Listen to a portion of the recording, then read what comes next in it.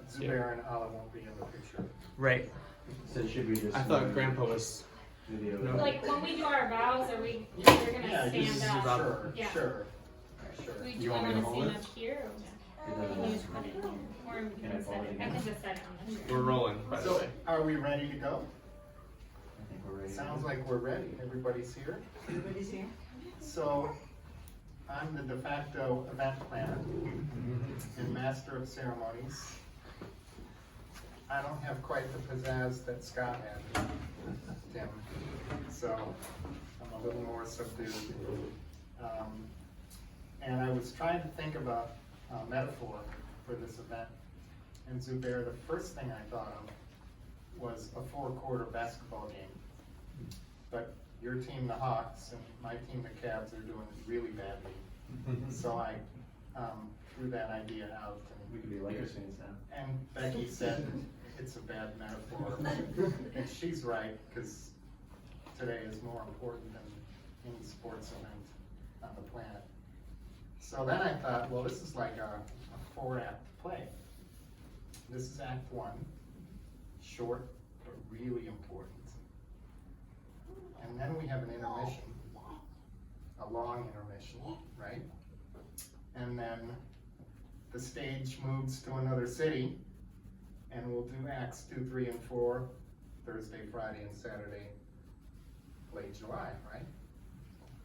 So we don't have a program, so let me tell you our order of service. So my dad has selected a couple readings, and Adam's going to read the first one, and I'll read the second reading. They're wonderful companion readings from the Christian New Testament. And what I really like about them is that whether you come from a Jewish tradition or a Christian tradition or a Muslim tradition, I think these texts disclose essential truths about humanity, purpose, and about your destiny, Alex and Zubair as a couple. So we'll have 2 readings. Then my dad is going to offer up a message.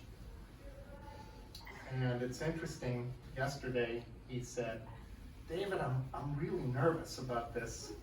And I said, Dad, you were such a great public speaker and a great preacher. Why are you nervous? And then he reminded me, he got nervous every time before he spoke. So it was just a part of what he dealt with. So we'll have a message, and then Al, you'll offer up some vows to Zubair. He's gonna go first. Okay. Zubair will go first and offer up his vows. Alex, you'll offer up your vows.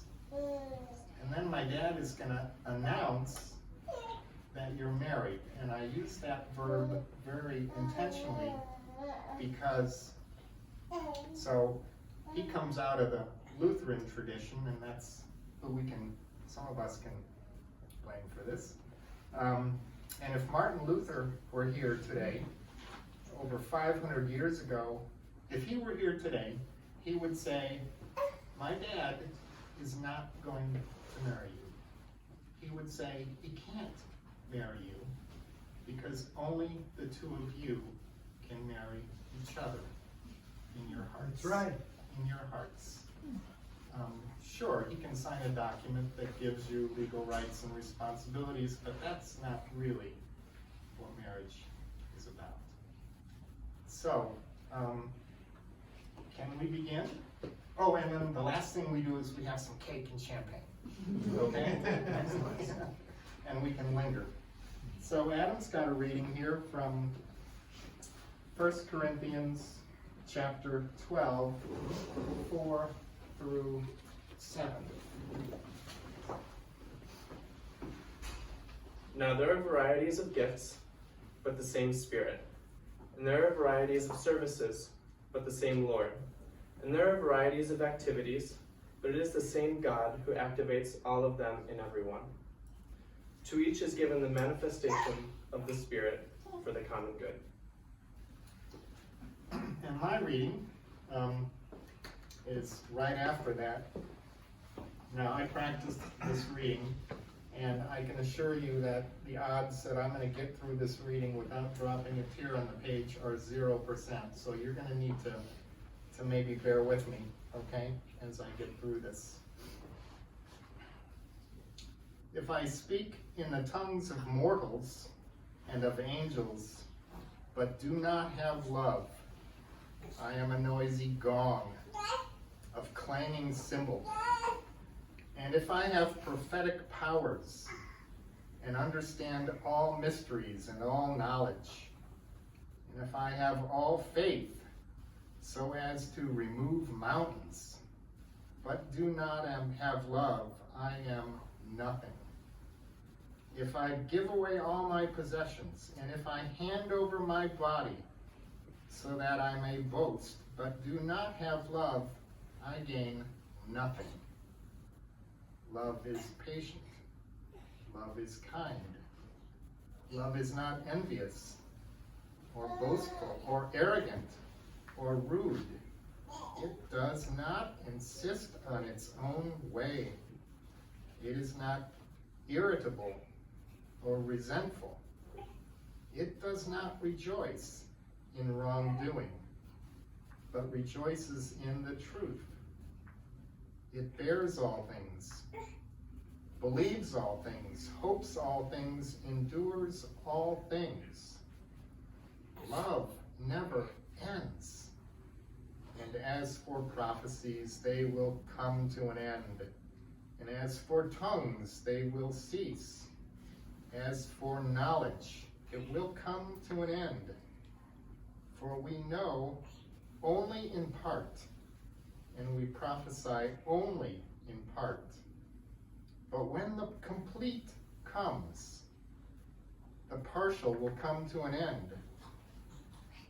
When I was a child, I spoke like a child, I thought like a child, I reasoned like a child. When I became an adult, I put an end to childish ways.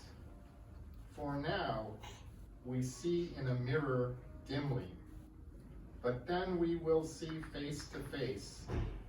Now, I know only in part, but I will know fully, even as I have been fully known. And now, faith, hope, and love abide, these three, and the greatest of these is love.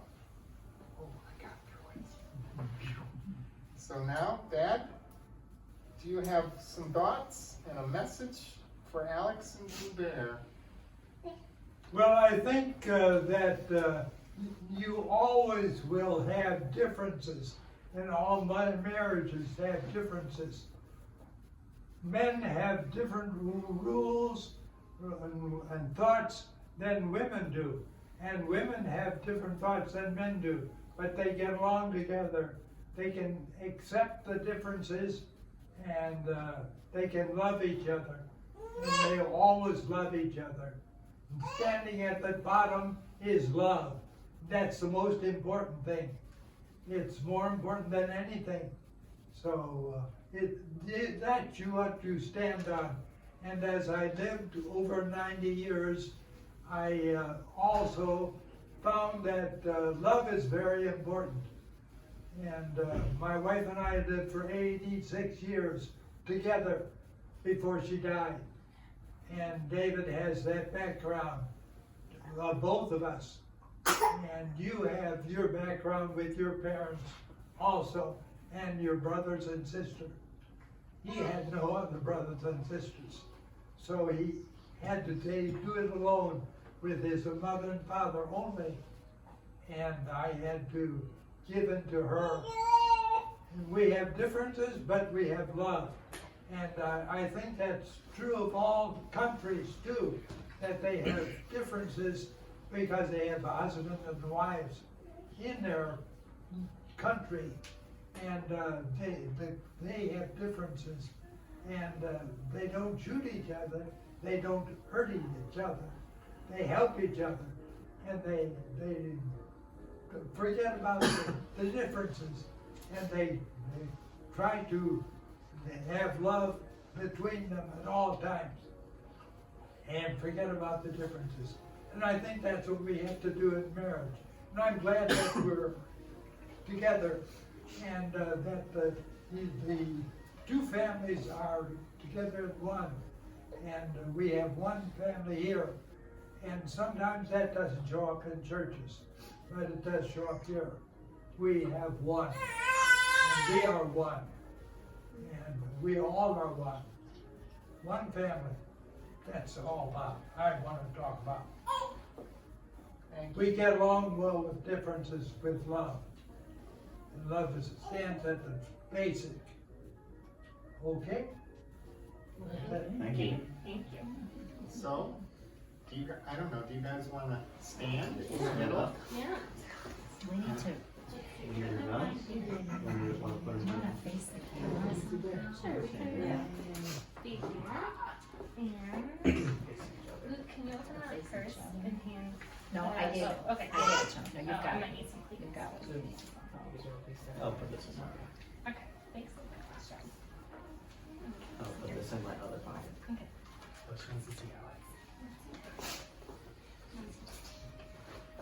Okay, Yeah. Are you gonna hold it here? I don't have a paper, but I do have it in electronic form.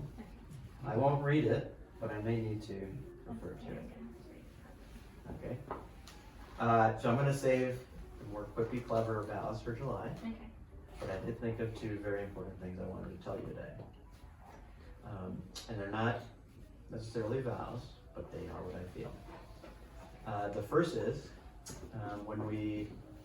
before we even started talking about marriage, we talked about the type of family we wanted to have.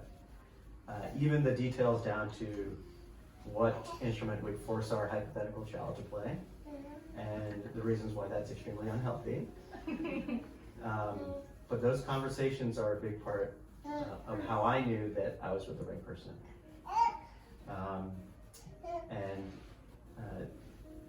What I wanted to say is that, I don't say it as often as I should, and I show it as often as I should, but family is very important to me, and getting to see you interact with your family and how you want the best for them, and when they have struggles, you just want them to be happy. I know it's very important to you too. So on today of all days, I wanted to tell you that I'm just really excited for us to be a family in whatever form it takes. And I also think that we're going to be very good at it. The other thing that I wanted to say is, I know it's important for a marriage for you to appreciate your partner and to be grateful for all the wonderful things that they bring to your life. And I know you're always telling me to work on my compliments.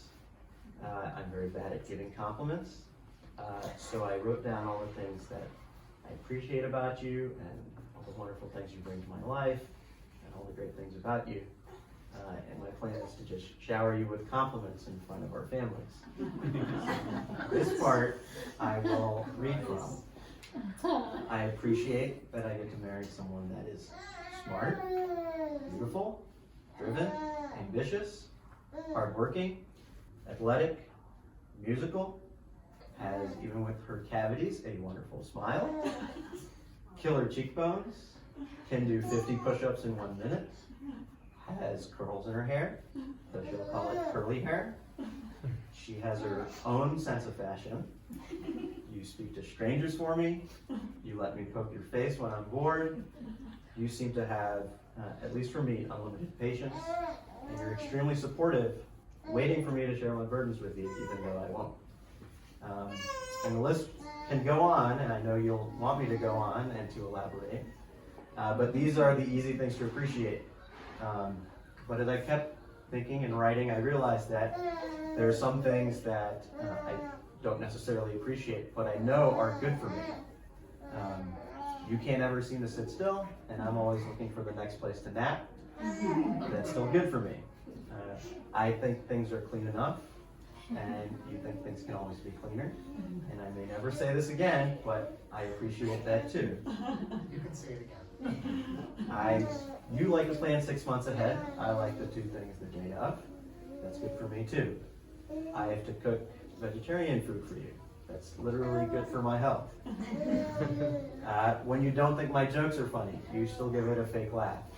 I appreciate that too. You have a disturbingly intense desire to win at everything. And I know when it's important, you'll be on my team. And you're a Slytherin, and I'm a Hufflepuff. 2 Ravenclaws getting married would be really boring. So, as I wrote all these compliments down, I realized on top of all these things that we complement each other, right? Our relationship, our existence is a compliment. Everything about you, even the things that I might complain about, everything about you is good for me. And with gentle reminders from you, I promise that I'll tell you that. I love you, Alex. Thank you, Jershi. Okay.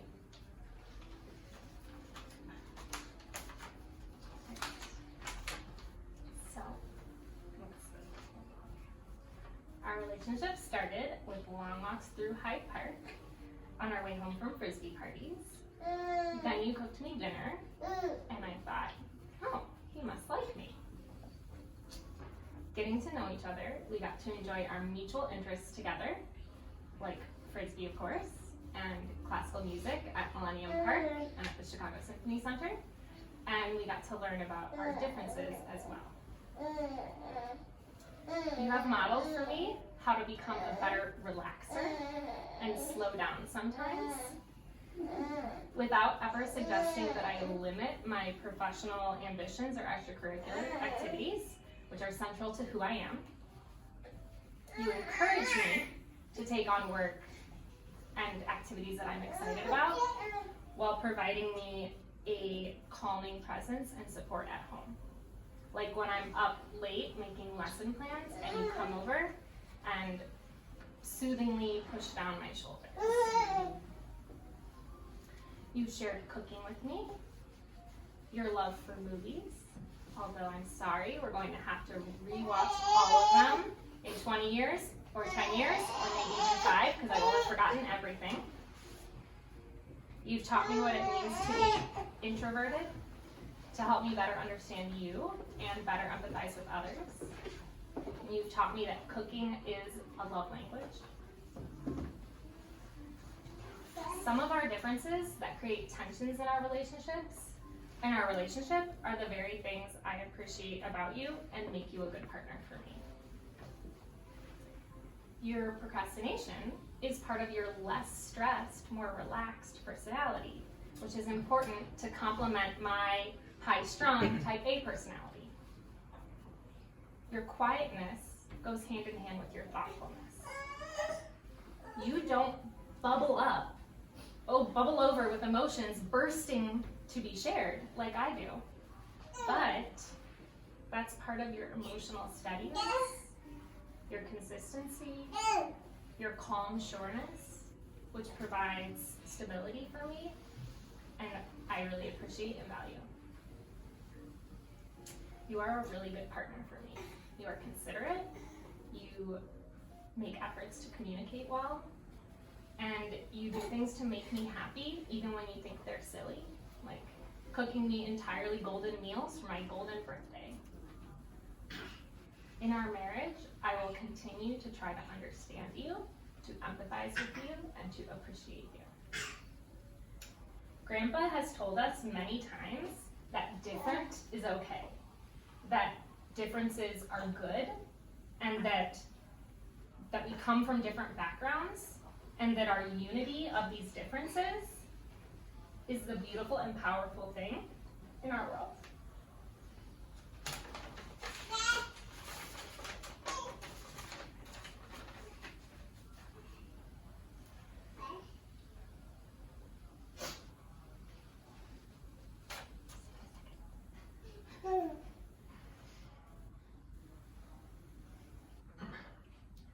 As we've discussed our differences over the years, we've both decided that we align in values on things really important in a marriage.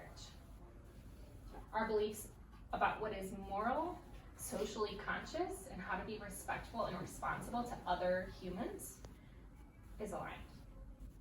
We vote similarly. Phew. I actually think that morality is one of your strengths. To me, you have a very strong perception of how to be considerate to others, and I often try to put myself in your head when making decisions. Except not decisions about what to eat, because then I would be better at that. You make me want to be more kind and more generous. You are a good influence on me to be a better person. Why else would I be marrying a Hufflepuff? After all. Another area that's very important for both of us, and where you really excelled on my boyfriend to life partner grading rubric, is family. Seeing you interact with your family in your element at home, being goofy with your family, playing with your little cousins, being the favorite mamu.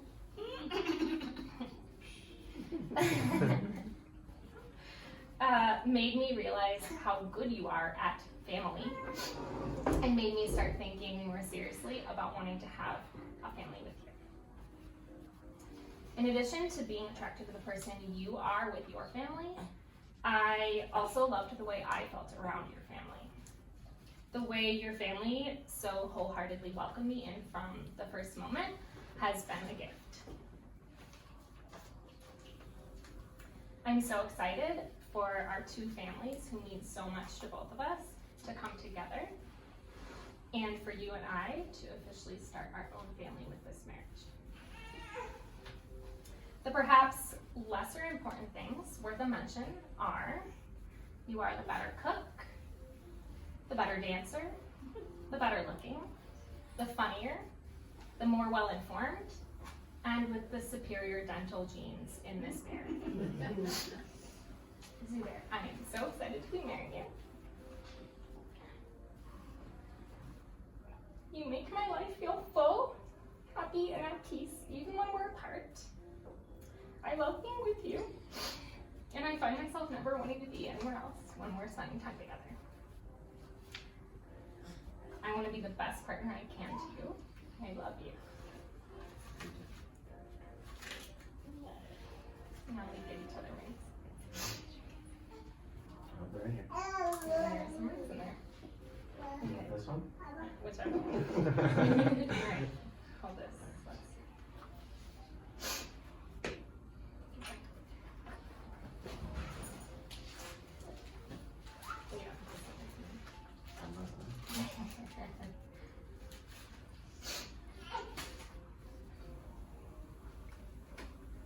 Yeah. It's great to have to toss.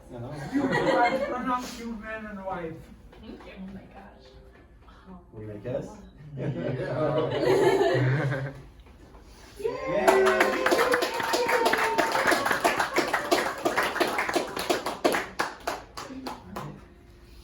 Both of you. Thank you, Grandpa. Thank you. Sheila, yay! Here we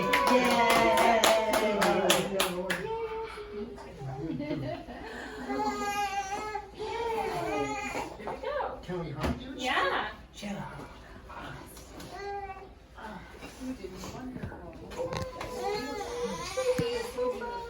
Hi, Shayla.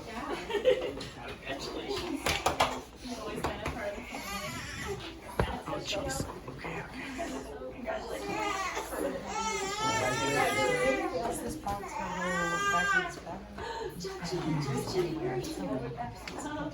Congratulations. Very good.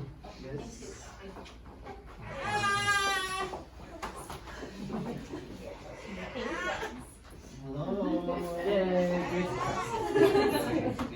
You wanted to be the center of it.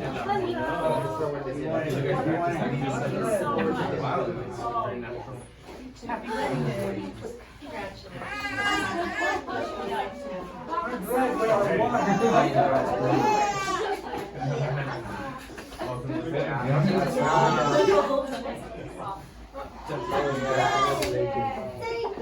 Welcome to the family. Oh my God.